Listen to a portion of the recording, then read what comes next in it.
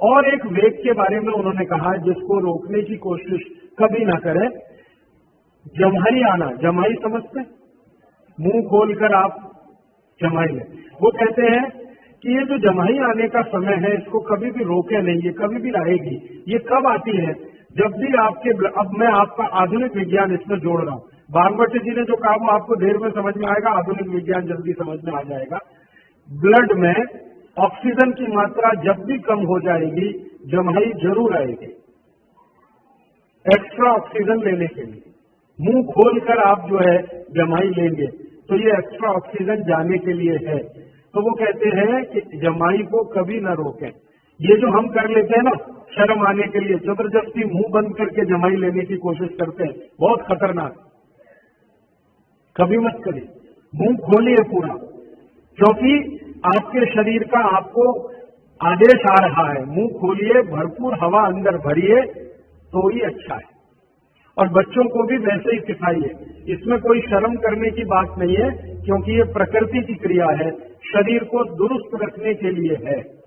जम्हाई जरूर लीजिए। और कई बार हम हाथ रख लेते हैं मुंह पे, ये बहुत ही खराब है, क्योंकि वायु को जाने से आप रोक रहे हैं। वो जम्हाई आ रही है ज्यादा ऑक्सीजन के लिए, शरीर में शुद्ध वायु ज्यादा जाए इसके लिए जम्हाई आ रही है, और आपने मुंह पे हाथ रख लिया और फिर जम्हाई ले रहे, ये बहुत खराब। कभी मत करिए, मुंह खोलकर जम्हाई लीजिए। हाँ, फिर एक बात वो ये कह रहे हैं, यहां पर जैन दर्शन की बात बहुत गहराई से समझ। एक जगह कहते हैं कि आपसे ज्यादा ज्ञानी और आपसे ज्यादा तपस्वी लोगों के नजदीक बैठे हैं तो दूर जाकर जम्हाई लीजिए। माने इसको मैं ऐसे समझाऊं कि महाराज साहब के पास बैठे हैं जो दोनों ही स्थिति में आपसे ज्यादा तपस्वी भी हैं और ज्ञानी भी हैं, तो उनके पास बैठ के जम्हाई कभी मत लीजिए। आप उठ जाइए, कहीं दूर कोने में चले जाइए, है? हाँ, लेकिन वेग बंद हो तो उसके लिए फिर दूसरा है, वो मजबूरी का है कि जेब से रूमाल निकालिए, कोशिश करिए, क्योंकि आपकी जम्हाई उनको तकलीफ करने वाली है। आप जब, ये तो आप जानते हैं प्रकृति का नियम है कि जितनी ऑक्सीजन लेंगे उतनी कार्बन डाइऑक्साइड तो निकलेगी, नहीं तो स्पेस बनेगा नहीं ऑक्सीजन की। तो आपकी जो कचरा वायु है वो महाराज जी को क्यों दे रहे हैं?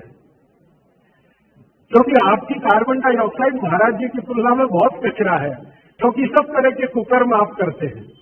तपस्या आपके जीवन में है नहीं ज्यादा, संयम आपके जीवन में है नहीं ज्यादा, और लोभ लालच मद मोह काम क्रोध सब कुछ आप में भरा हुआ है, और उनका जीवन बिल्कुल इन सब कषायों से परे है। तो उनके सामने जो आप कार्बन डाइऑक्साइड निकालेंगे वो उनको तकलीफ कर दे। इसलिए वो कहते हैं कि अपने से ज्ञानी और तपस्वी लोगों के पास जब भी आप बैठे हो तो जम्हाई ना लें, दूर जाके लें। और कुछ मजबूरी हो जाए तो ये मैं जोड़ रहा हूं, भागवत जी ने नहीं कहा कि आप मुंह पे रूमाल तो कम से कम रख लें, हाथ रख के जम्हाई महाराज जी के सामने ही लें, ऐसा कहो। बाकी जीवन में लेने की आपको जरूरत है। अब एक और वेग है जिसको कभी ना रोके, नहीं तो बहुत तकलीफ आएगी, मूत्र का वेग। मूत्र वेग कभी भी रोकने की कोशिश ना करें। जब भी आपको ऐसा लग रहा है कि मूत्र आना ही चाहिए या शरीर सिग्नल दे रहा, तुरंत उस वेग को निकालिए। और मैं अब आपको आधुनिक विज्ञान कहता हूं, पहले भागवत जी की बात करूं। वो कहते हैं कि ये मूत्र वेग को कभी भी रोकेंगे तो रक्त के सारे विकार आपके शरीर में आएंगे, रक्त के सारे विकार आपके शरीर में आएंगे। अब मैंने ये एक एक्सपेरिमेंट मेरे ऊपर कभी किया था कि मैं मूत्र का वेग रोकूं फिर देखूं क्या होता है। तो तुरंत मैंने महसूस किया कि शरीर पे दबाव बढ़ गया, प्रेशर बढ़ गया शरीर पर, शरीर के हर हिस्से पर प्रेशर बढ़ गया। फिर मैं तो मरीज का इलाज भी करता हूं, तो बहुत मरीज मेरे पास ऐसे आते हैं जिनको पेशाब नहीं आ रही है। तो सबसे ज्यादा तड़प उनकी जिंदगी में मैंने तभी देखी है जब उनकी पेशाब रुक जाती है, मूत्र रुक जाती है। तो कहते कुछ भी करो, ये रिलीज करो, क्योंकि ये रोकना ठीक नहीं है। इसलिए मूत्र के वेग को नहीं रोके। इसमें हर तरह से दबाव शरीर पर पड़ेगा, सब तरह की ग्रंथियों पर दबाव बढ़ेगा, रक्त पर दबाव बढ़ेगा, हर तरह से दबाव बढ़ेगा। तो मूत्र को रोकने की कभी भी कोशिश न करें, जब आए तब जाए। अब आपके मन में एक प्रश्न आ सकता है कि जी बार बार मूत्र आए तो, हर 10 मिनट में आए, हर आधा घंटे में आए, और एक दो बूंद आए फिर नहीं आए, एक दो, तो आप समझिए कि कोई बीमारी के शिकार हैं आप। अगर खुलकर पूरा मूत्र आ रहा है तो कोई चिंता की बात नहीं है, लेकिन रुक रुक के आ रहा है, 2-3 बूंद आया फिर रुक गया, फिर 2-3 बूंद आया, तो आप बीमारी के शिकार हैं। तो ऐसी स्थिति में आप किसी विशेषज्ञ की मदद लें। वो जो 15% वाला हिस्सा है ना, वो यही है। ऐसी स्थिति में किसी विशेषज्ञ की मदद लें और वो आपको मदद कर दे मूत्र को निकालने में, तो बहुत अच्छा है। दवा की मदद से, औषधि की मदद से ये बहुत आसान है, बहुत संभव है, बहुत आसान है, बहुत संभव है। अब थोड़ा आगे बढ़े।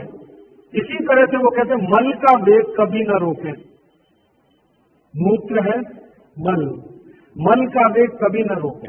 अगर आपको ऐसा लग रहा है कि टॉयलेट जाने की इच्छा है तो जरूर जाइए, सोचिए ही मत उसके बारे में। आप बोलेंगे जी कोई परिस्थिति ऐसी है, मैं ऐसा मानता हूं कि अब ऐसी कोई परिस्थिति है नहीं। ट्रेन में सभी जगह टॉयलेट रूम्स हैं, हवाई जहाज में सभी जगह टॉयलेट रूम्स हैं, आपके घर में तो है ही, यहां जहां भी बैठे हैं वहां है। हो सकता है सड़क पर चलते समय तो सरकारों ने कई जगह बनाए हैं। माने कोशिश करिए कि वो रोके नहीं उस वेग को। आप अगर है ऐसी इच्छा तो जरूर जाइए, जरूर जाइए।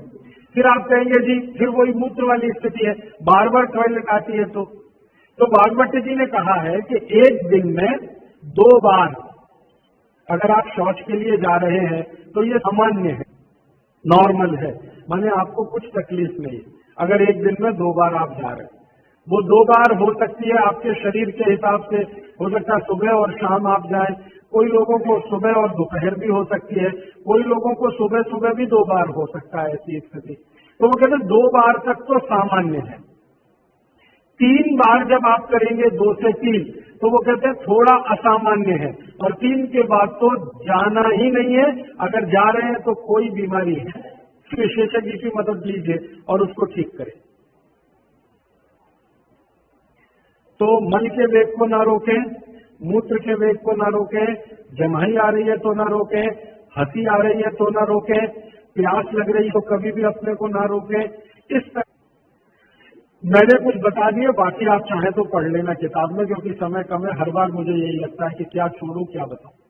थोड़ा इससे आगे बढ़े तो आपके जीवन के बारे में वो ये कह रहे हैं कि ये एक वेग ऐसा है जिसके बारे में साधु संत और महंत, साधु संत महंत तपस्वी तेजस्वी, ये लोग ही हैं जो उस वेग को रोक सकते हैं, बाकी के लिए नहीं है। वो जो साधु है, संत है, महंत है, उनके लिए ये है कि वीर के वेग को रोकें, और गृहस्थी जीवन चलाने वालों के लिए है कि वो कभी भी न रोकें। इस पर भागवत जी ने बहुत लंबी व्याख्या की है। साधु संत महंत महाराज साहब ब्रह्मचारी तेजस्वी तपस्वी, इस तरह के लोगों के लिए उन्होंने निर्देश किया है कि वो जरूर अपने वीर के वेग को रोकें, और अगर नहीं रोक पाते हैं तो उनकी साधुता, उनकी सन्यासी होने की बात वो कमजोर पड़ती है। और आप जैसे लोग जो गृहस्थी का जीवन जी रहे हैं, उनके लिए वीर के वेग को रोकना बहुत ही खतरनाक है। माने इसको उन्होंने काम वेग करके कहा है। काम वेग गृहस्थ लोगों को कभी रोकना नहीं चाहिए, और साधु संतों को हमेशा तपस्या करके उस पर कंट्रोल करने के लिए ही प्रयास करना चाहिए। तो साधु संतों का जो जीवन है वो पूरा जीवन शायद इसी में चला जाए तो भी वो कहते हैं कि निरर्थक नहीं है।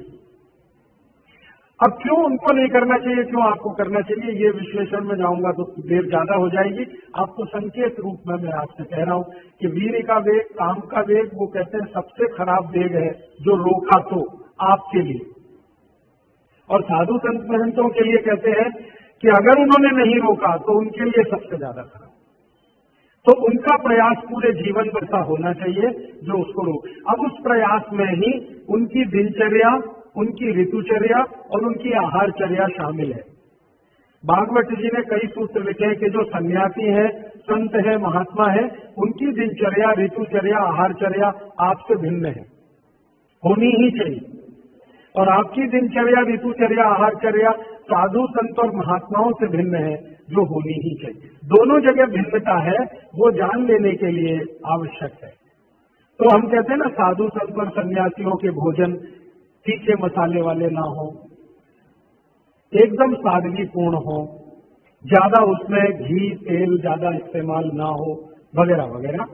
तो और आपके लिए बिल्कुल उल्टा, आपके भोजन में तीखे मिर्च मसाले हो तो चलेगा, घी तेल बहुत ज्यादा हो तो भी चलेगा।